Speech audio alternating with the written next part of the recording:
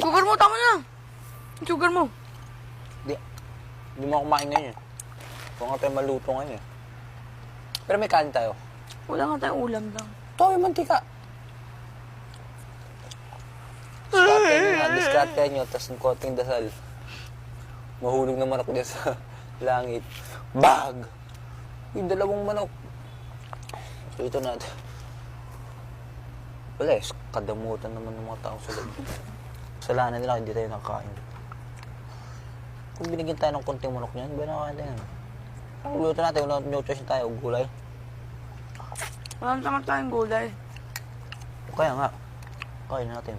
Magkakanin naman, importante may kanin. Naman tiyan din kaya yun. Toyo na lang kayo kung hindi nyo kaya. Chocolate. Halo rin chocolate ng kanin. Ano talaga?